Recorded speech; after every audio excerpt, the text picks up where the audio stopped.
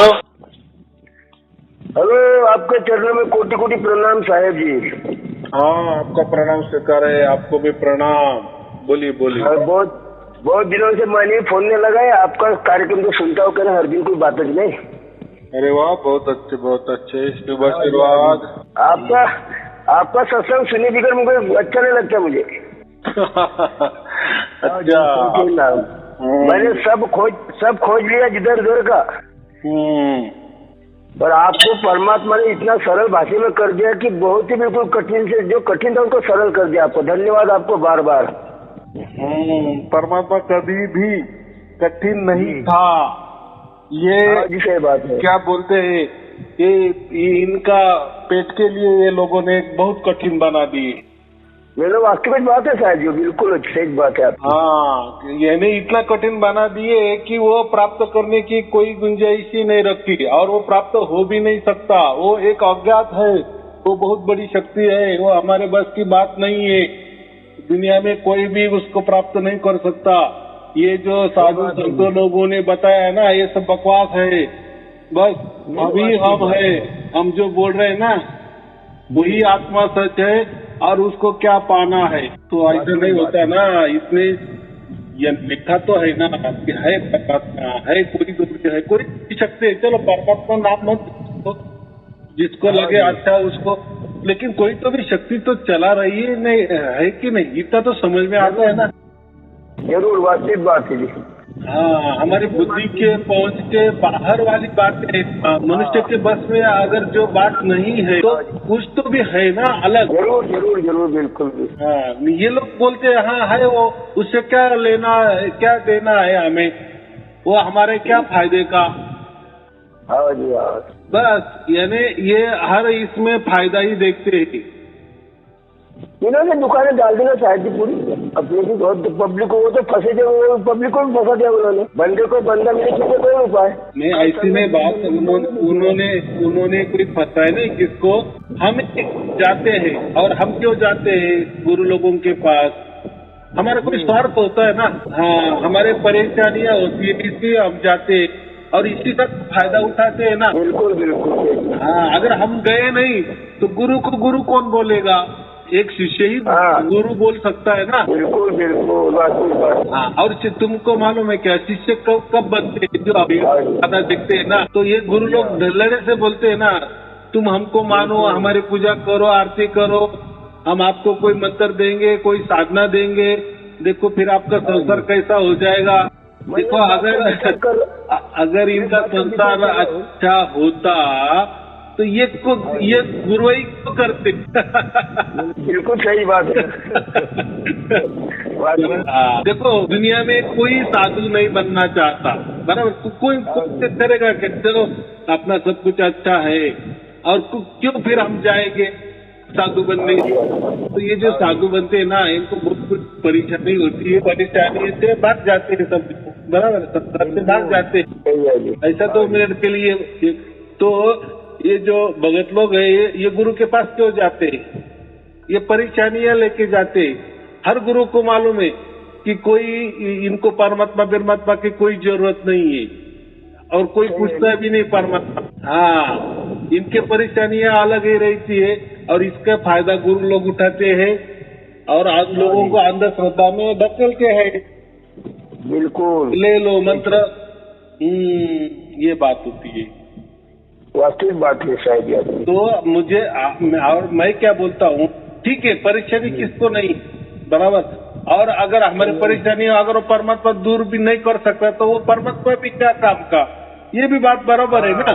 लेकिन बिल्कुल पहले उसको प्रकट तो करो, प्राप्त तो करो, बराबर। ये गुरु लोग प्राप्त करने को नहीं बोलते, वो तो खुद ही परमात्मा बन जाते हैं, बराबर। या लोगों को मंत्र देते हैं तो हम यानी तू ही परमात्मा है, मैं परमात्मा, तू भी परमात्मा, सब परमात्मा। सब आमिर रहे तो सब आमिर रहे तो फिर भिखारी कोई नहीं ना।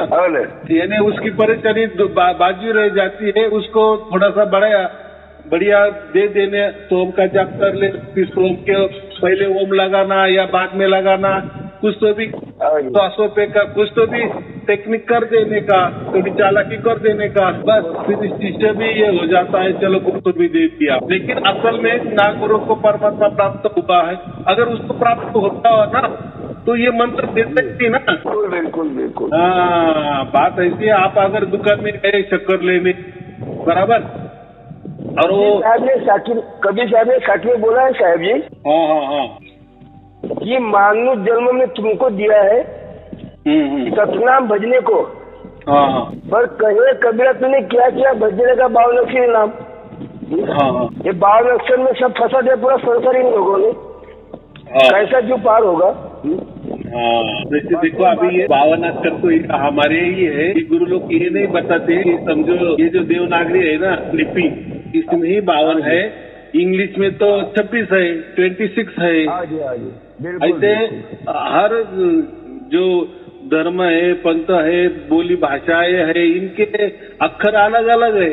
ये गुरु लोगों को भी ये नहीं है। वो देखो वो ज्यादा दिमाग में लगाते। कबीर साहब ने बोला ना 52 अक्षर, बस 52 अक्षर।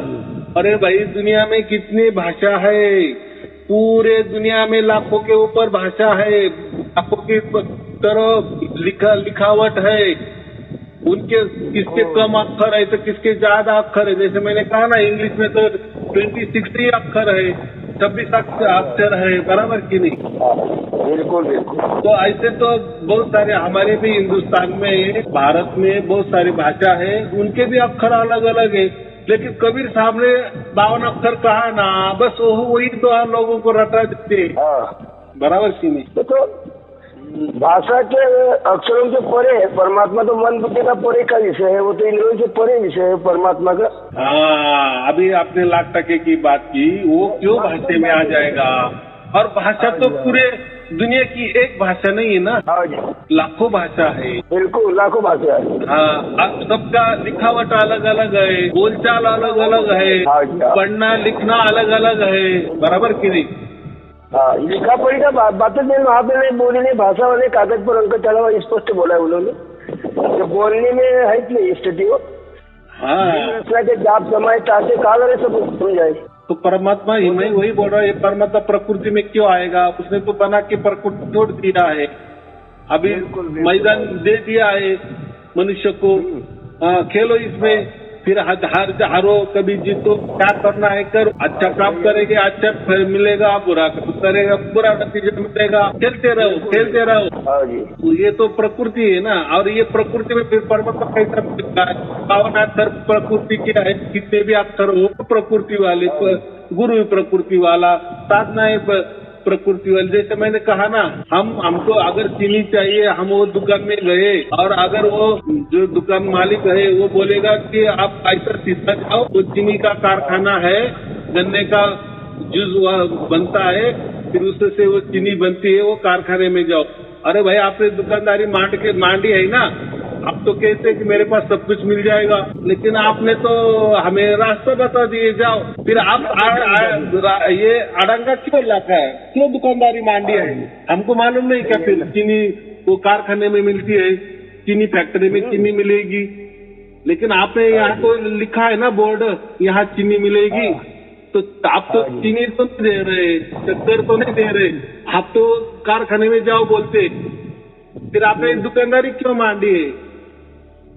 मतलब ऐसा है कि हर गुरु ने दुकानदारी मांडी, और फिर वो जाने के बाद क्या देते, यही देते हैं ना, मंत्र ले लो, कोई साधना ले लो, कोई ध्यान ले लो। ये नहीं होना चाहिए ना। फिर अगर आप कह रहे हैं कि हाँ हम आपको परमात्मा दे देंगे, तो हमें परमात्मा दे दो, ये हमें मंत्र तंत्र ध्यान भी हमको टाइम है क्या।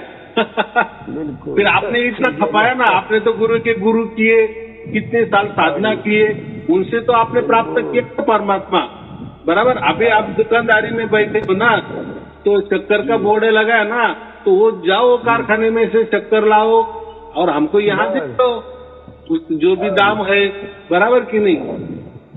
और अब तो हमें वो कारखाने में बेच रहे हो, फैक्ट्री में बेच रहे हो, ये गलत है। तो वो क्या बोले थे, हम आपको बुलाने आए थे क्या। हाँ वो सही है ना, गिराके जाता है ना वहाँ पे। हाँ, तो फिर वो क्या करते हैं, वो जिद पे अड़ जाते हैं, तो वो खुद को आगे कर देता है। बराबर, बच्चा ये ले परमात्मा, मैं ही परमात्मा हूँ, चल कर मेरी पूजा आरती, फूलों की माला मेरे ऊपर ये कर, फूलों की स्टेज लगा, बड़ी बड़ी गद्दी दे मुझे, बड़े बड़े सिंहासन दे, बड़े बड़े आश्रम करके दे।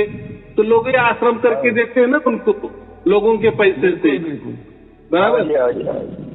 और एक जिंदा आदमी की पूजा करता है, कितनी शर्मनाक घटना है ये। अच्छा है क्या ये? बिल्कुल बिल्कुल बराबर। अरे वो भी हड़मास का है, हम भी हड़मास का है, हमारे अंदर भी चंद्रिकू ठस भरे है, उसके अंदर भी वही होगा ना कि वो कोई अलग आया है, अंतर कुछ भी नहीं है ना। हाँ, लेकिन बस वो बोल रहा है कि मैं परमात्मा हूँ, मेरे ऊपर कबीर जी आके बैठे हैं। कितना तो हम, वो झूठ मूठ बोल रहा है और हम उसकी पूजा करते हैं ना। हाँ जी, हाँ, वो तो कर रहा है, वो तो कर ले रहा है। हाँ, अभी वो भी क्या समझेगा? देखो शिष्य की नादानी। ये सचमुच में हाड़मास के को परमात्मा मानने लगे। तो ये चूक किसकी है? ये हमारी चूक है ना, भगत लोगों की चूक है ना, कि हम भी जिंदा है, ये सामने वाला आदमी भी जिंदा है, बस उसने कुछ तो भी उसके नाम के आगे सतगुरु लिख दिया है। देखो सतगुरु का जो मतलब है ना, वो होता है परमात्मा। उसने उसके नाम के आगे सतगुरु लिख दिया है और हम मत लगे उसको सतगुरु, मैंने परमात्मा मानने लगे ना। तो सतगुरु की भाषा बताइए कबीर साहब जी ने कि देखो जब सतगुरु का वाको जंगल ज्ञान, 4 दाग में आवेले वाको सतगुरु ज्ञान। हाँ, 4 दागों से नारा सतगुरु अजरो अमर शरीर, दास दुलक सुलक कदम खोजो खत्म कबीर। सतगुरु ही पूरम ब्रह्म है, सतगुरु आप अलेख, सतगुरु रमता राम या मीन न लेख। पूर्ण परमात्मा ही सतगुरु है। हाँ, तो बात ऐसी है, ये लोगों की कंफ्यूज कर देते। सतगुरु देखो, सदगुरु, तो सद है ना, उसका भी अर्थ सत ही होता है और एक सत का अर्थ तो सत ही होता है। तो दोनों बात एक ही, लेकिन लोग धल्लाड़े से सदगुरु भी लगाते हैं, सतगुरु भी लगाते हैं। बराबर की नहीं? वो नहीं लगाना चाहिए ना, ये परमात्मा घोषित कर रहे हैं ना वो। बिल्कुल बिल्कुल। हालांकि परमात्मा घोषित कर रहे हैं, इसका मतलब जो भी अपने नाम के आगे सदगुरु लिखे, सतगुरु लिखे, कोई भी लिखे, सत का अर्थ भी सत ही होता है, सत का अर्थ ही सत्य होता है। तो लेकिन चालाकी से वो खुद को परमात्मा घोषित कर रहे हैं ना, और एक जिंदा आदमी परमात्मा कह रहा है। परमात्मा ऐसा हड़मास का होता है क्या? नहीं। और चलो ये परमात्मा कह रहा है, तो ये परमात्मा कैसे कुछ काम करके दिखा, करेगा क्या ये कोई काम?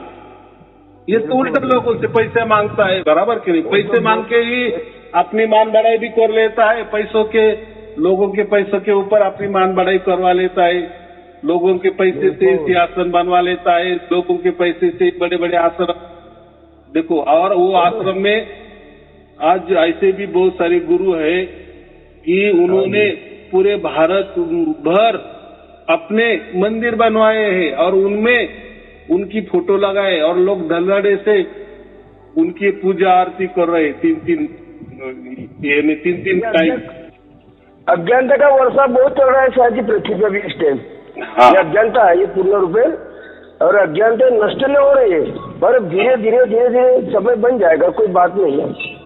देखो, इसलिए कबीर साहब वो टाइम भी आए थे, उन्होंने ये अंधविश्वास के ऊपर बहुत बड़ा प्रहार किए थे, बहुत बड़ा प्रहार किया। अगर आपने बहुत गहराई में गए ना, कबीर साहब पढ़ा ना, तो वो तो कबीर साहब अगर तो वो जाने के बाद 100-200 साल में बाद में, लेकिन उनका जो जीवनी है ना, तो उन्होंने ये अंधविश्वास के ऊपर बहुत बड़ा था कि सबसे गुरु बहुत कहा है। लेकिन वो जाने के बाद लोग वापिस धंधा शुरू कर देते। जैसा अतिक्रमण की गाड़ी आती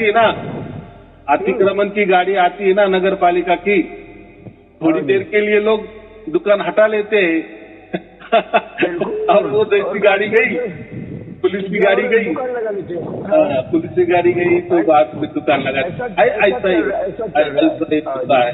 तो ऐसा नहीं होना चाहिए। कोई जिंदा आदमी कभी भी परमात्मा नहीं बन सकता। अब खुद को परमात्मा कह रहा है तो परमात्मा ब्रह्म में कुछ तो भी करना चाहिए। आपके सामने में ज्यादा बोल तो नहीं सकता है ना, ये साबरता नहीं होती। फिर भी कभी साहब ने साखी में दिया है कि देह माई विदेह साहेब सुरत स्वरूप, अनंत अनंत लोकों में रमरा पर वाका रंग रूप। हाँ, रंग ना रूप, बराबर ना उसका कोई रंग है ना रूप माने आकार। हाँ जी। और ये तो धल्लड़े से आकार, देखो शरीर ये आकार ही आए ना। लेकिन वो चालक ही क्या करते, नहीं मेरे सर के ऊपर परमात्मा बैठा है, कबीर जी बैठे, तो कोई कहते नहीं मेरे अंदर है ना परमात्मा घुस गए है। तो देखो इसीलिए मैं तो कहता हूँ ना कि जो हमारा हिंदू धर्म है ना वो ज्यादा फैलना चाहिए था ना। पूरी दुनिया में हिंदू धर्म बहुत छोटा धर्म है। ये भारत में 95% 95% लोग है यहाँ, लेकिन पूरी दुनिया में 900 करोड़ों में ये जो हिंदू धर्म के जो लोग है ना ये 30-35 लाख है बस, इससे ज्यादा नहीं है, बराबर की नहीं। तो ये ऐसा क्यों हुआ? तो ये लोगों के वजह से इन्होंने जिंदा परमात्मा बना दिए, जिंदा लोगों को परमात्मा बना दिए और धल्लड़े से उनके मंदिर भी बनवाते थे, आश्रम भी बनवाते थे और उनकी फोटो भी वहाँ लगाते हैं। तो क्या हमारी धर्म की हानि नहीं हो जाएगी तो क्या हो जाएगी?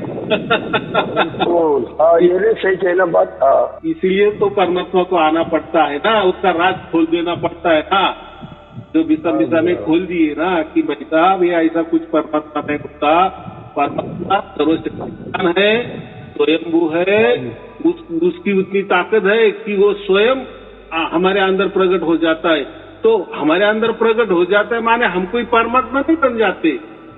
नहीं बराबर।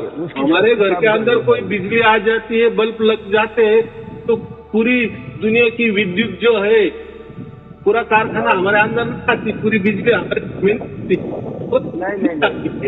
बराबर। ये जो वो बिजली आती है तो वो उसका हम मालिक नहीं बनते। कितनी सहज बात है, ऐसा हो रहा है। तो परमात्मा प्रकट होना माने क्या, हमारे घर में बिजली गए, बराबर की नहीं। तो ये लोग ऐसे ही करते हैं, खुद को एक तो परमात्मा घोषित करते हैं या लोगों को बोलते हैं सोम का मंत्र जप लो। सोम का अर्थ क्या होता है? वही होता है कि मैं परमात्मा हूँ। ये सबको खुद भी परमात्मा बन रहे हैं, दूसरों को भी परमात्मा बना रहे हैं, लेकिन दूसरों को क्या बोलते हैं? ये बात तू मत बोल, गुरु ही परमात्मा ये बोलते जा, लेकिन मैंने जो मंत्र दिया है ना उसका अर्थ भी वही होता है कि तू भी अभी परमात्मा बन गया है, लेकिन तू ज्यादा लोगों को मत बता, बस तेरे अंदर रह देगी मैंने तुझे क्या मंत्र दी। अरे क्या मंत्र दी? उसका अर्थ ही होता है, सोम का अर्थ वही होता है कि मैं परमात्मा हूँ। तो ये सोम के बारे में साखी बताइए साहब जी उन्होंने। सोम शब्द निक्षर भाषा ताही भिन्न कर जपिए दासा, सोहम में निक्षर राही पर बिन गुर के लिए देते दिखाई। ये साखी का बहुत बड़ा महत्व मानते हो लोग। ये 5 महीने ले लें सोम में, तो पांचों को लय करते करते चलत में राखी पे नहीं तत्व उतरता, ऐसा उनका मानना है। हाँ जी। देखो सोम के अर्थ बहुत सारे होते हैं। सोम का अर्थ जीव भी होता है, सोम का अर्थ आत्मा भी होता है, सोम का अर्थ परमात्मा भी होता है। लेकिन जीव ठीक है, सोम माने हम जीव, बराबर। और जिसको समझ में आ गया कि मैं जीव नहीं है, मैं आत्मा हूँ, बस थोड़ी उसकी प्रगति एक से थोड़ी ज्यादा, बाकी उसमें कुछ नहीं। लेकिन बहुत सारे गुरु ये सोम का अर्थ सोहम माने सो, तो सोम को ही सोम बता दिए है। तो वो जाने दो वो क्या, वो चालाकी से कुछ भी अर्थ देते हैं। तो सोम का मतलब वही होता है कि मैं परमात्मा हूँ। तो ऐसा नहीं है, उसका अर्थ ऐसा लेना चाहिए कि मैं परमात्मा का बच्चा हूँ या मैं परमात्मा का अंश हूँ, ये ठीक है, ये वास्तविक बात है, ये ठीक है। लेकिन वो अलग नहीं जीव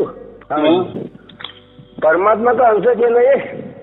हाँ, आत्मा जो है जीव आत्मा तो परमात्मा का अंश है ना। हाँ, ये परमात्मा थोड़ी बन सकता है। नहीं अंश बनेगा। अंश ही होता है। हाँ ठीक है ना, बन भी गया अगर वो बताते भी है तो फिर परमात्मा जैसा काम भी करना चाहिए ना। फिर जरूर, तुम जरूर, दुखी जरूर, क्यों? हाँ जी, हाँ जी। तुमने अगर सोम का जब 20 या 40 साल से कर रहे हो तो कब आप परमात्मा बन गए?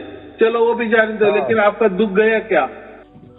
नहीं जा सकता ना, कैसा जाएगा? नहीं जाएगा ना। फिर मैं वही बोल रहा हूँ ना। एक साथी में और बोला है साहब जी। हाँ हाँ जो जन हुए जोड़ी, हाँ। शब्द जीव मिल गए, और सोम सोम जाप जपे व्यर्थ जन्म गवाए। हाँ बराबर। हाँ।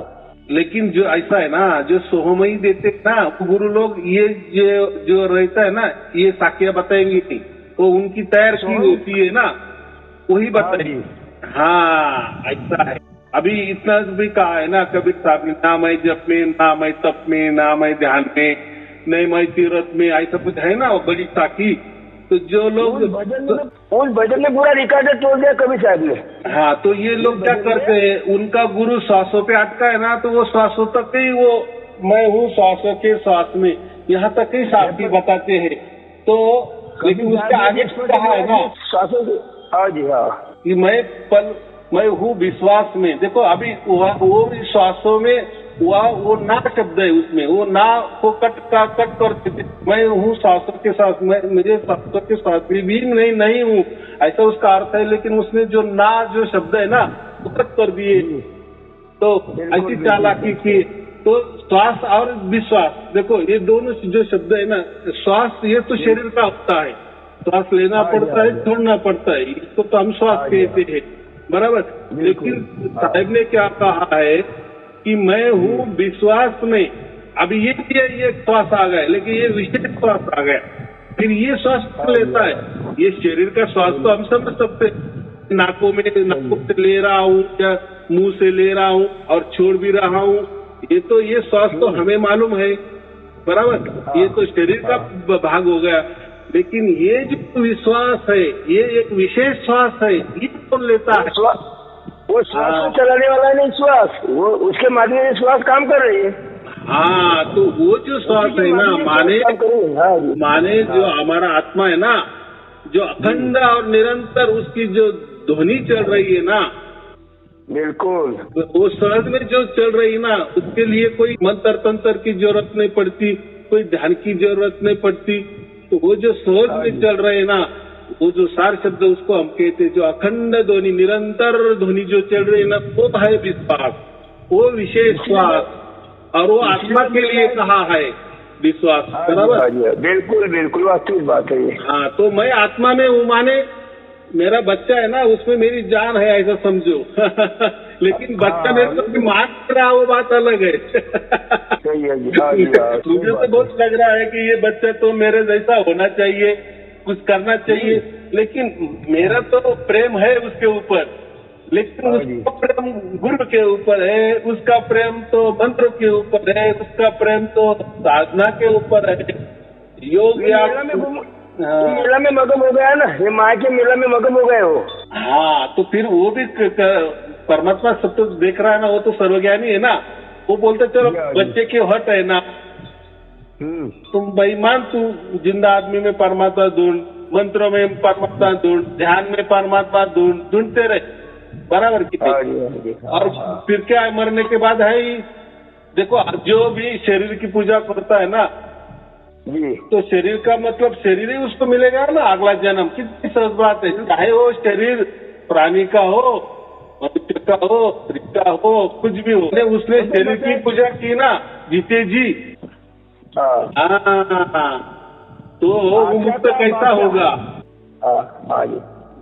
जो लोग गुरु की पूजा करते हैं, माने जिंदा आदमी की पूजा करते हैं, हड़मास के देव की आत्मा की पूजा करते हैं, तो उनको प्राप्त भी वही होगा ना मरने के बाद। बिल्कुल बिल्कुल बिल्कुल, और जहाँ उनकी आसक्ति मिलेगा उनको।